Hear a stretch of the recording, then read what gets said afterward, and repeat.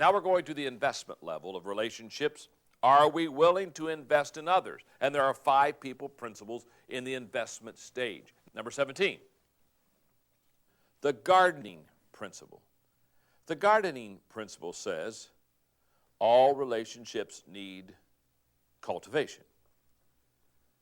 Samuel Butler said, friendship is like money, easier made than kept. And the question I must ask myself, do I occasionally or continually cultivate my relationships? Let's look at some ways to keep cultivating important relationships. What does it mean to cultivate a relationship?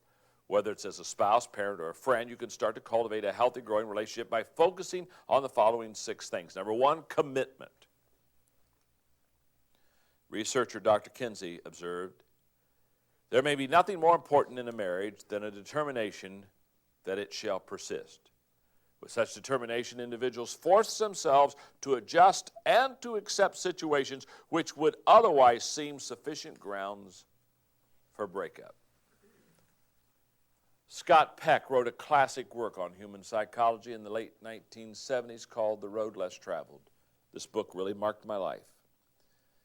Since that time, he has offered ever-increasing insights from his lengthy practice as a psychiatrist, and one of his points involves laziness. Dr. Peck says, laziness is a contributing cause of evil, a primary cause of psychological illness, and the main reason that Americans are increasingly failing at human relationships.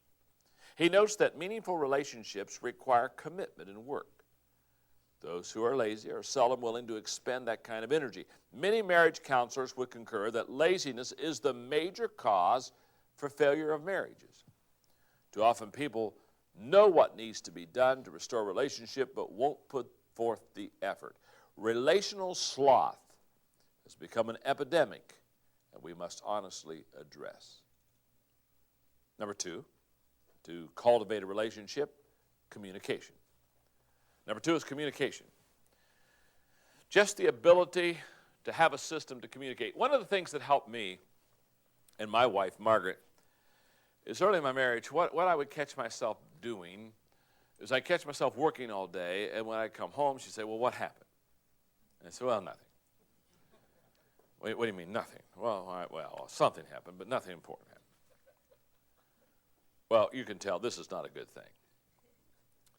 So many, many years ago, I'm talking about, we've been doing this for, 25 years at least, is that during our day, if something happens that we just learn about, or something fun happens, or something funny happens, or something that wasn't good happens, but anything that happens that is kind of noteworthy, we take a card out and we write what it is. We just make a little note to ourselves.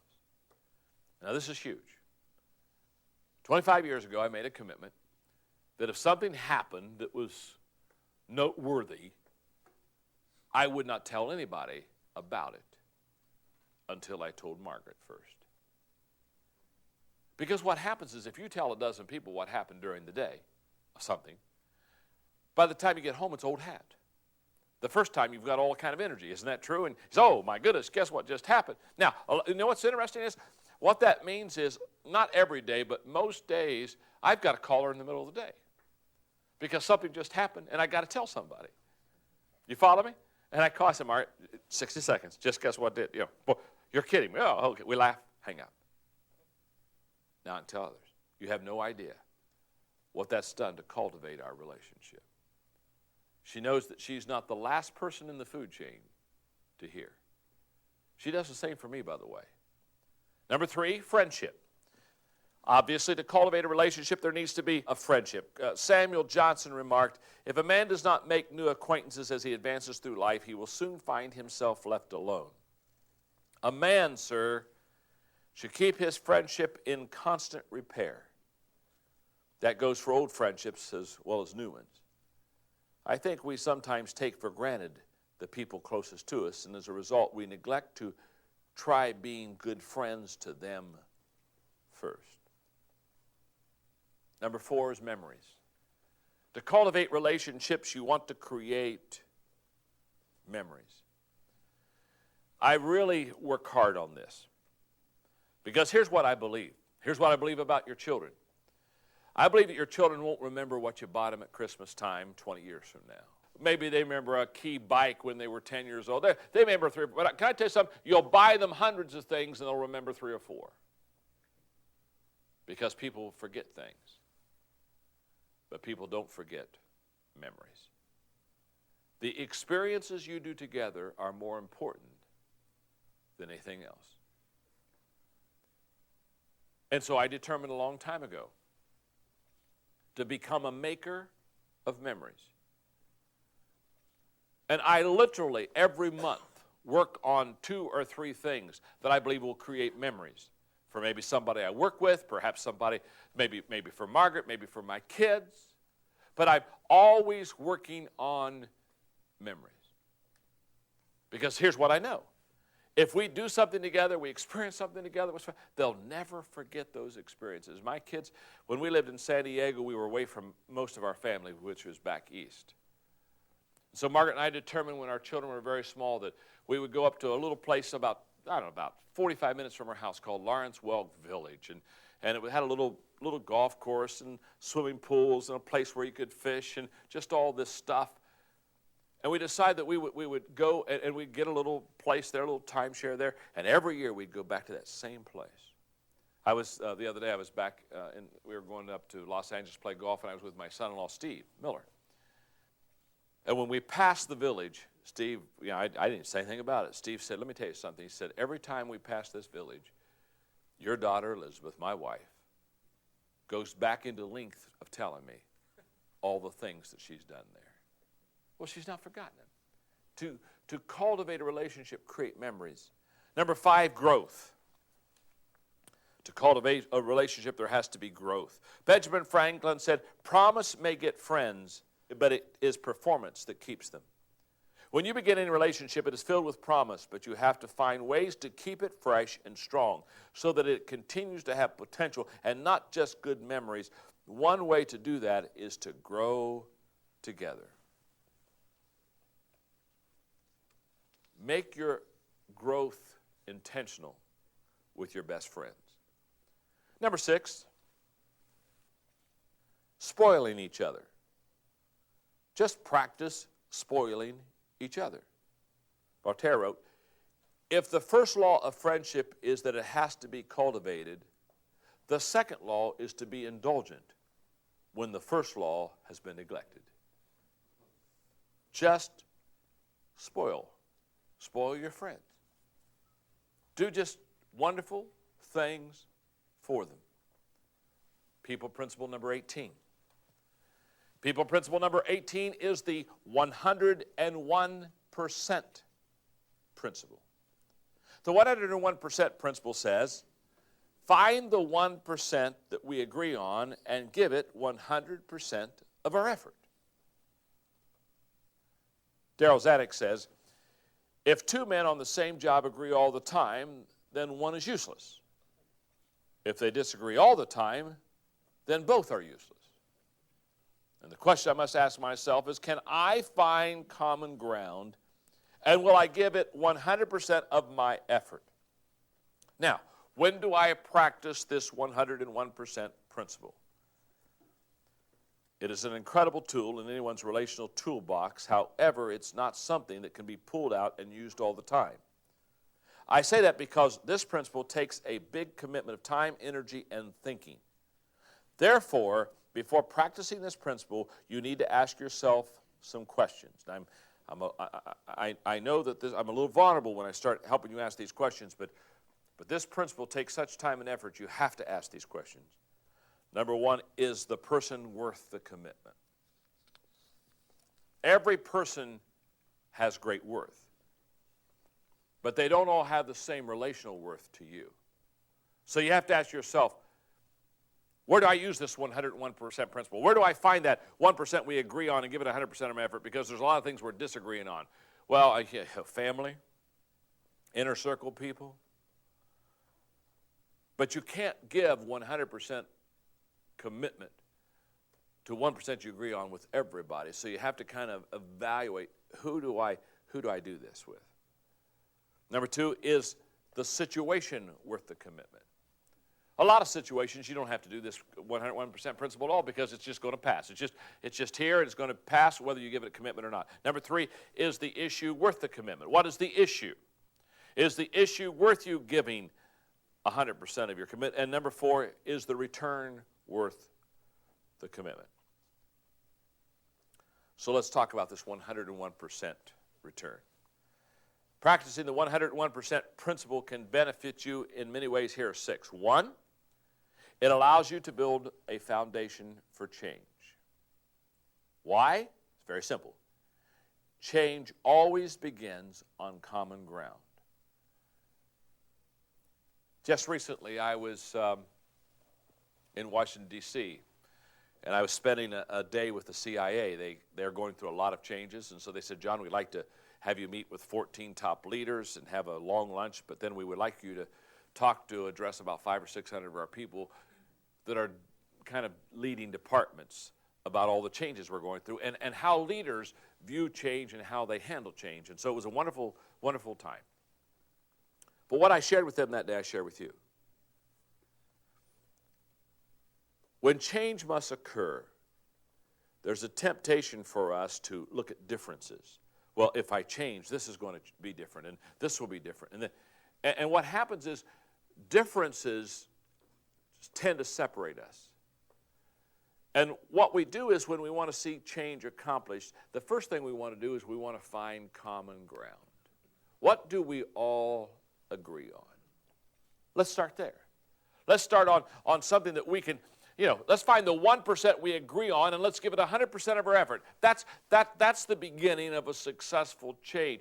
A lot of times change never occurs because we find the 1% we disagree on and we give it 100% of our effort. Number 2, it prevents unnecessary conflict. This 101% principle really eliminates a lot of conflict. General Grant said, there never was a time, in my opinion, some way could not be found to prevent the drawing of a sword. Number 3, it reduces the odds of making enemies.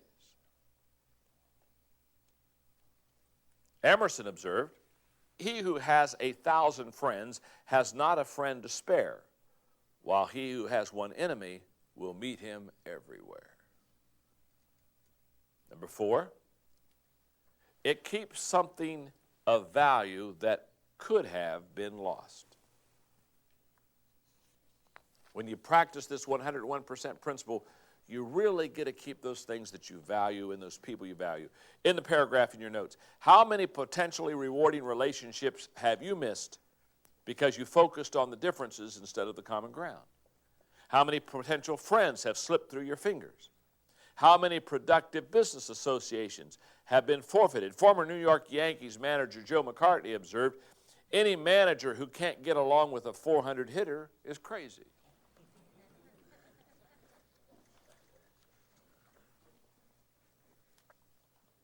Number 5, it helps you to feel good about your part of the relationship. The reason it helps you and I feel good about our part of the relationship is because we know we're doing our very best. I'm right now personally going through an issue in a relationship that is extremely difficult. Pretty much, I've got bad news for somebody that I care a lot about. And the only thing that gives me strength in this whole process, the only thing that gives me peace in this process is I know without question that I've given this effort 100%. I mean, I have not slighted it in any way. I've done my very best to make it work. Now, what I'm saying is, when you have done your very best to make it work, it doesn't always work. Isn't that true? We've all come up to the place where 100% wasn't enough. But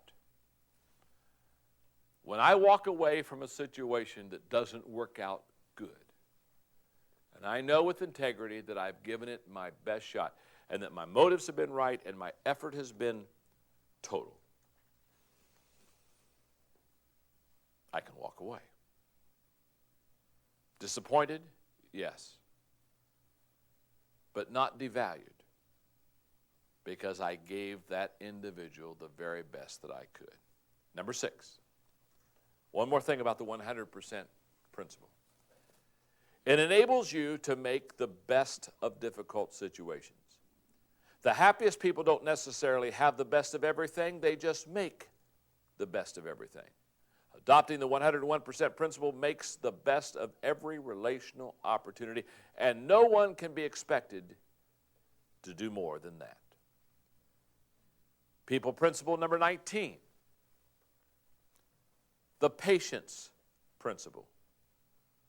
The patience principle says the journey with others is slower than the journey alone. For the friendship of two, the patience of one is necessary.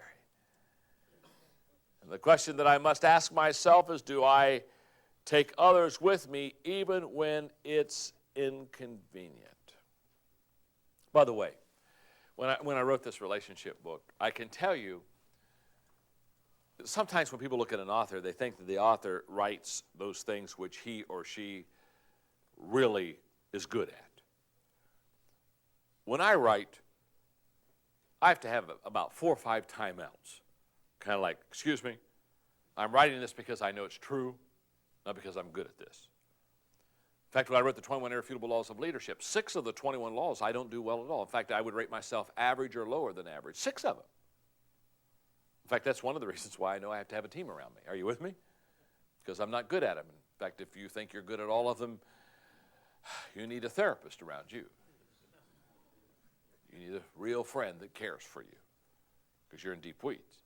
Well, it's also true about these relationship rules. And this one here, this patience principle, this whole issue of taking people on the journey, you have to understand, I flunk this.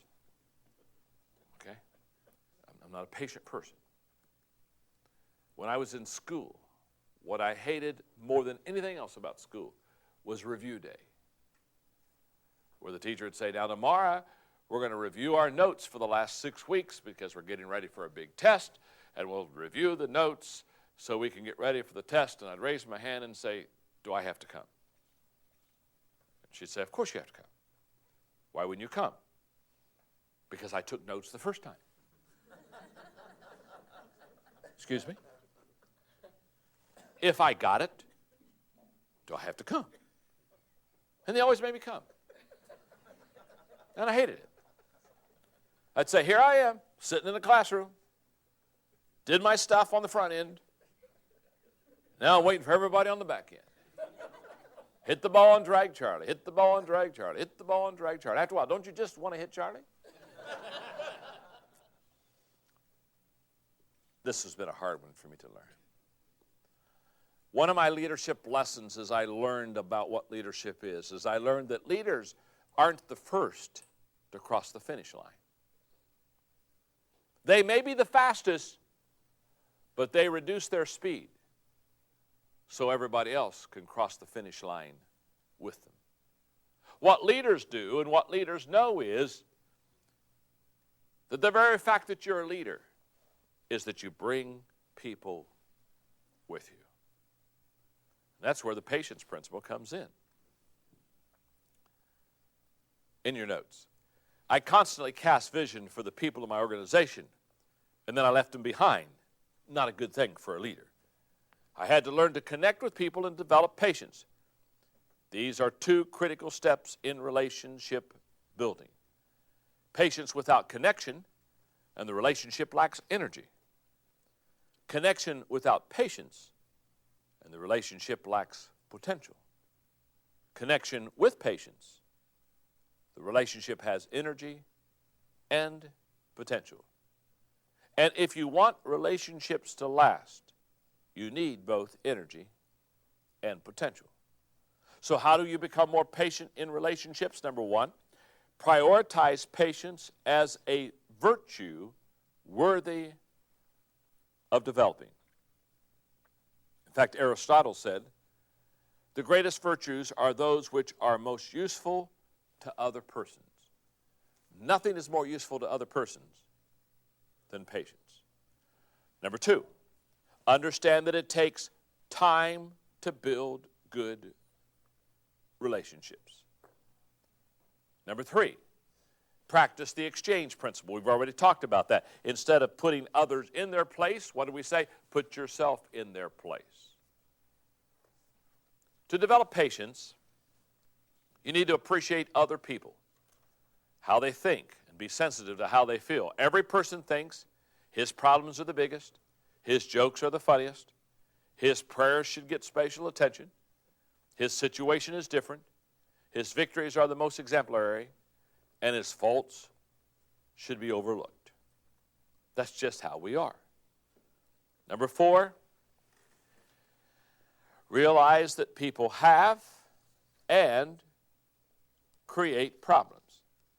When it comes to people, there are good news and there's bad news. The good news is that some people in your life are going to be the source of your greatest joy, and the bad news is that those same people may be the cause of your greatest problem. That's true not only at home, but also at work. And the higher you climb in leadership, the more difficult the problems.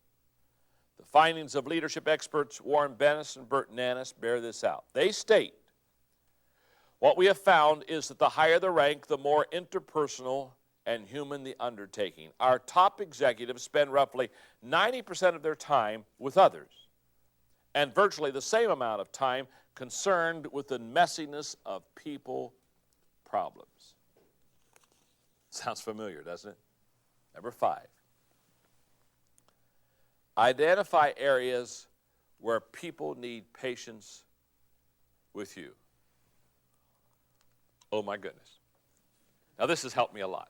I'll pass this on to you because it's amusing to me, but it's really helped me a lot. Because I have a problem with patience with others, one of the things I have done is I have gone to people who love me the most, my inner circle, and I've asked them to give me ways that they have to be patient with me. It's very embarrassing. First of all, they always readily say, oh, yeah, we'll be glad to do that. That in itself tells a lot. In fact, what really bothers me is when they say, you need it in 5 minutes? In other words, they're not grappling with ways to think of how they have to be patient with me. They've got a list already. In fact, the other day I asked Linda after this lesson, I said, Linda, I mean, you know, you're my assistant. You're running my whole life. What areas do you have to be patient with me in? She just started rattling them off. I said, oh, not so fast. Shouldn't we think about some of these? And she didn't have to think about it. She said, here's just part of her list. I am constantly losing my glasses, my cell phones, my pens. And then she finally just says, John, you lose everything. If you've had it, you've lost it.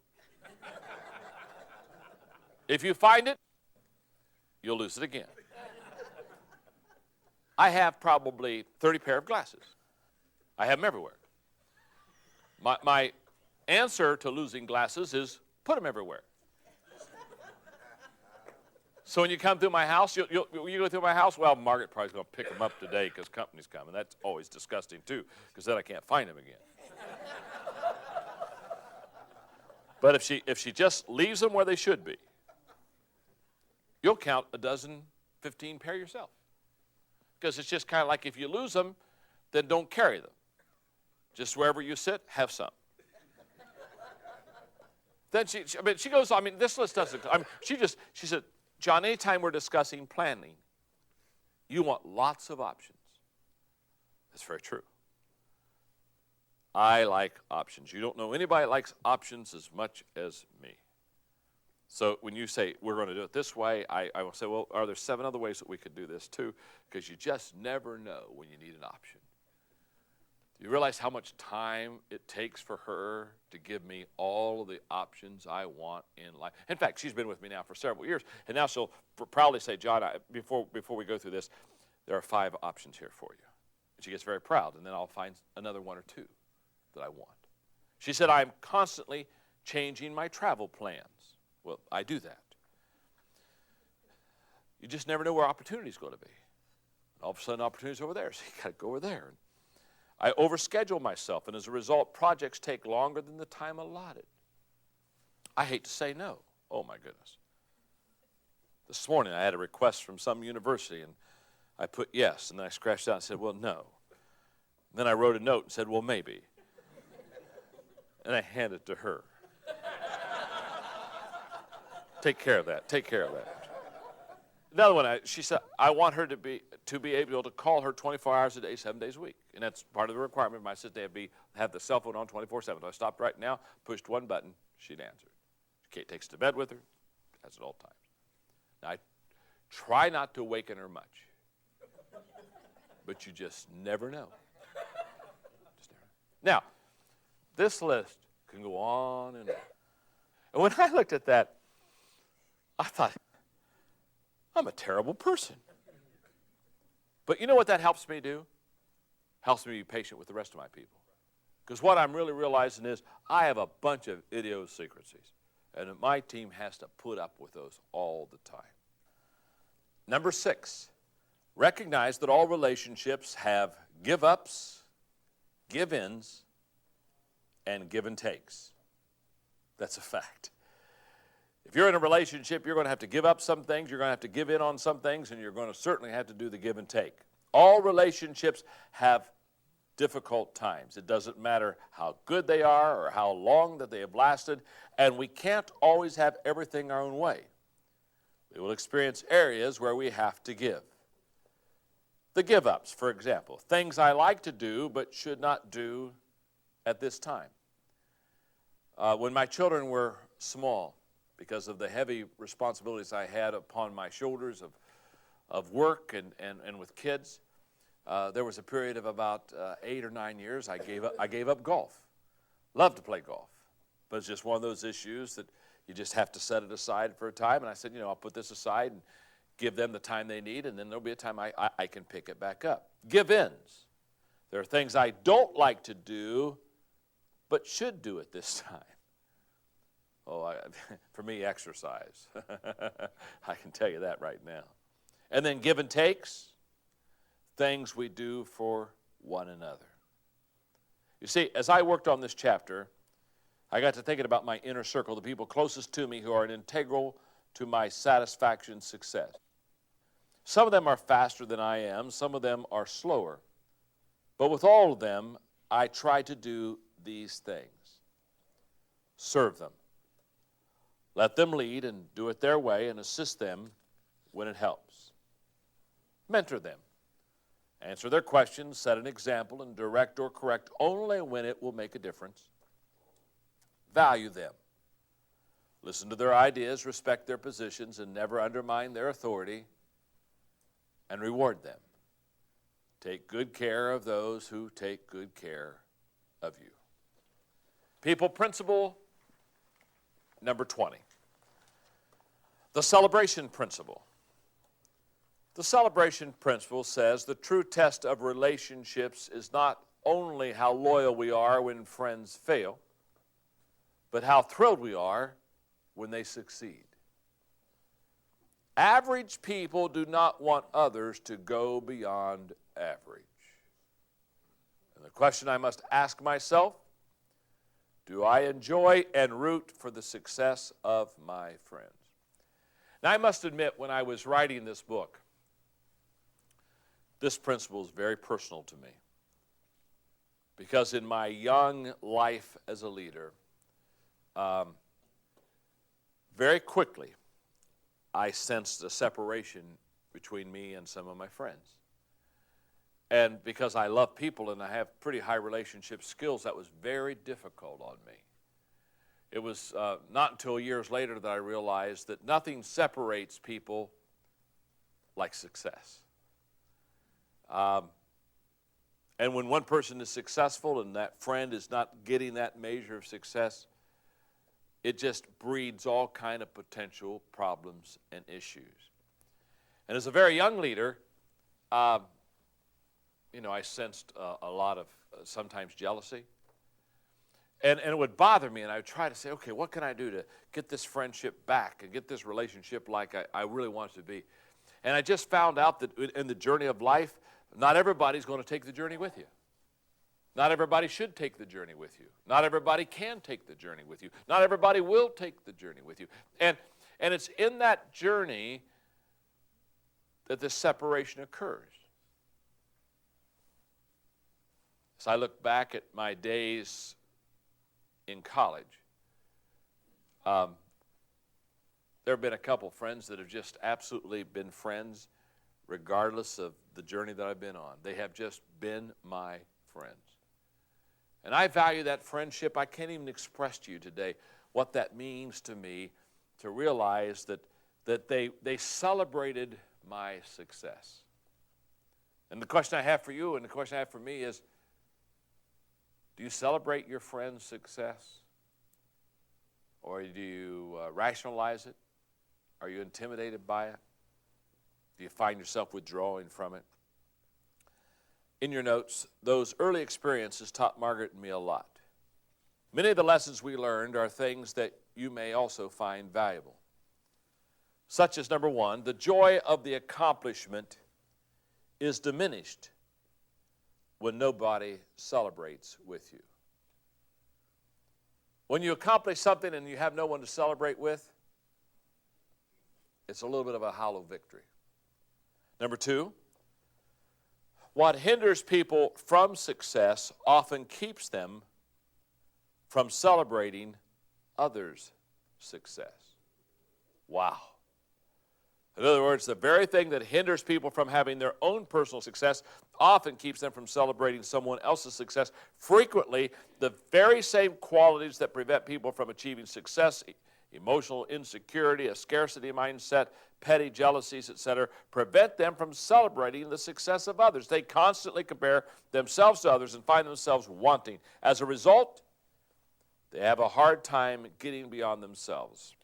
Joe Larson once said, "My friends didn't believe that I could become a successful speaker, so I did something about it. I went out and found some new friends." I love that, don't you? It's sad, but sometimes that's what it takes. Number three, the people who celebrate with you become lifelong friends. I previously mentioned that there are a couple of friends that Margaret and I have had for 40 years now. And they have just celebrated every step of our journey. And when I'm with Dave, or when I'm with Mary, or when Margaret and I are with him together, when Dave leaves me, he always gives me a big hug, and he says to me, "John, we're friends forever." And I know exactly what he means. What he's saying is, I'm a foxhole friend with you. If you get in trouble, I'll get in the foxhole with you. If you write some more books and some of them hit the bestseller list, I'm going to be the first to give you the standing ovation and high-five you and say, "Let's go out to eat and let's have a party." Wow. What I've discovered is your friends are more likely to be foxhole friends with you than they are celebrated friends. They do a little bit better weeping with you if you weep. Are you with me? Than they do in rejoicing with you when you rejoice. When I reflect in your notes on the value of community, many thoughts come to mind. My success can be achieved only with others. My lessons can be learned only from others. My weaknesses can be strengthened only by others. My servanthood can be tested only under others' leadership. My influence can be compounded only through others, and my leadership can be focused only on others. My best can be given only to others, and my legacy can be left only for others. So I should commit myself to and celebrate with others. That's so true. The celebration principle. I hope you celebrate with those that are around you. People principle number 21. The high road principle. The high road principle basically says we go to a higher level when we treat others better than they treat us. Or Henry Ward Beecher, who said, keep a fair-sized cemetery in your backyard in which you bury the faults of your friends. The question I must ask myself, do I treat others better than they treat me? Someday I may write a book on this. It's a principle, just a principle that I want to teach for a moment now. But I have seen this lived so well by my father. My dad was a very good leader and college president for 17 years, but always kind of out front. And I can remember, especially in his college years, there were some college board members, a couple, that were just a hassle. They were just a pain. They just lived for board meetings. Anybody that lives for board meetings should not be allowed to be in board meetings. What it means is those people do nothing else. Worthless. And my dad had a couple of these people that were just a pure pain. And I watched him. I watched him be kind to them. I watched him care for them. And as a young leader, I wanted to go in and do some battle. It just ticked me off. But as I now have grown older myself, one of the greatest deposits my father left me, you talk about a legacy that is imprinted on my soul, this incredible principle of the high road. Perhaps of all the principles I teach relationally, this is the most dear to my heart. So for a couple minutes, I want to do a good job teaching it. You see, there are three roads that we can travel in our relationship with others. The low road, where we treat others worse than they treat us. The middle road, where we treat others the same as they treat us. Or the high road, where we treat others better than they treat us. Stay right with me. The low road damages relationships and alienates others from us. The middle road may not drive people away from us, but it won't attract them to us either.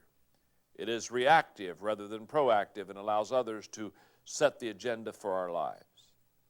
The high road helps to create positive relationships and attracts others to us. It sets a positive agenda with others that even negative people find difficult to undermine. High road travelers. The high road truly is the path less traveled. I say that because taking the high road requires thinking and acting in ways that are not natural or common. However, those who practice the high road principle become instruments of grace to others and recipients of grace for themselves. And I've observed that these high roaders have several things in common. Number one, high roaders understand that it's not what happens to you, but what happens in you that really matters. David Brinkley observed, a successful man is one who can lay a foundation with the bricks that others have thrown at him. Number two, high roaders commit themselves to traveling the high road continually. Nearly anyone can be kind in the face of unkindness every once in a while. It's more difficult to sustain a high road attitude all the time. My friend Hector Lamarck remarked one time to me, most people make some good choices every day, but they don't make enough good choices to create momentum and obtain success. That is a powerful statement. That's a good insight on what happens for people who take the high road all the time. They create momentum. They also cultivate relational success. Why? Because responding best today puts them in the best place tomorrow. Number three, high roaders see their own need for grace, and therefore they extend it to others. I once saw a sign that read, "To err is human, to forgive is not company policy." It's funny, but it also hints at people's natural inclination not to give individuals a break when they act in a way that shows their human frailty. Let's face it, we're all human, and make mistakes. People who take the high road recognize their humanness, know that they need to be extended grace, and are accordingly more likely to extend it to others. Number 4, high roaders are not victims. They choose to serve others. Wow. They're not victims. They're not taking high road because they couldn't take low road. They choose this journey. I love the story of a grandmother who was at a bridal shower for all the young women, and so the young girls, they got around, Grandma, and asked her what the success of her long marriage was to her husband. And she said something. She said, I decided before we got married to make a list of 10 of my husband's faults. And then I said, for the sake of the marriage, I took that list and I said, I will overlook those faults. And she said every time that he would do something that was on that list, I would say, lucky for him.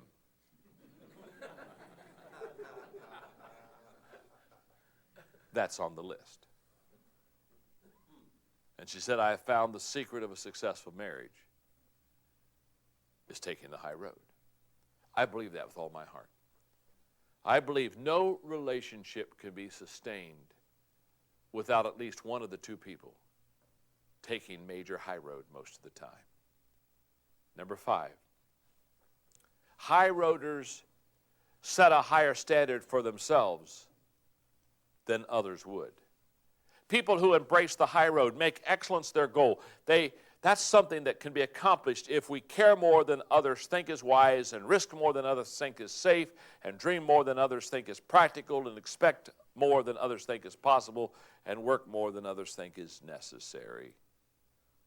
And high roaders, they bring out the best in others. Again, Goethe advised, treat people as though they were what they ought to be, and you will help them become what they are capable of becoming. Number 7, high roaders bring out the best in themselves. Read this paragraph with me. Just look at it. This is amazing. Making it your practice to always treat others the best that you can affects the way you see the world and yourself. President Abraham Lincoln said, die when I may, I want it said of me by those who knew me best that I always plucked a thistle and planted a flower where I thought a flower would grow. That is what the high road principle does to a person's heart over the course of time. It plants flowers where thorny weeds once thrived. If you need a little help moving to the high road, then follow these directions. Number 1, stay on Kindness Street as long as possible. Turn on Forgiveness Avenue. Avoid Get Even Alley because it is a dead end. Climb to the top of the hill, for there you will see the high road, and take it and stay on it. And if you lose your way, ask God for help. The high road isn't often not the easiest road, but it is the only one that leads to the highest level of living. We've talked about investment principles. The gardening principle, all relationships need cultivation. The 101% principle, find the 1% that we agree on and give it 100% of our effort. The patience principle, the journey with others is slower than the journey alone. The celebration principle, the true test of relationships is not only how loyal we are when friends fail, but how thrilled we are when they succeed. And the high road principle, we go to a higher level when we treat others better than they treat us.